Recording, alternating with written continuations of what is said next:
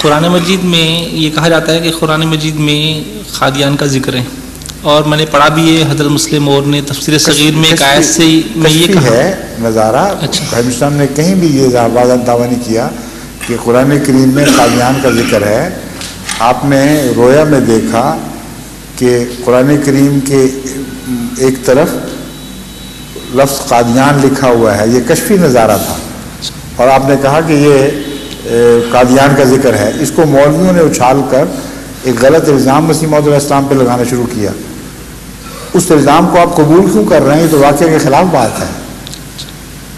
کشفی طور پر قادیان کا ذکر ہونا ان معنوں میں ہے کہ حضرت صلی اللہ علیہ وسلم کا نزول ثانی قرآن کریم میں مذکور ہے، آپ کی بسط ثانیہ قرآن کریم میں مذکور ہے. تو جس بستی میں آپ اتریں گے اس کا معنوی طور پر کہیں ذکر ہوگا. یہ خبر دی گئی تھی حضرت رسول مسیح علیہ السلام کو.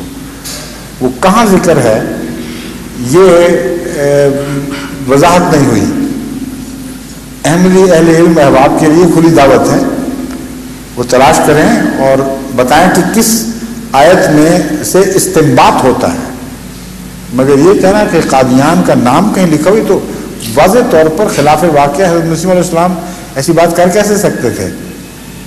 سمجھ گئے؟ جی اب ان کے بعد اب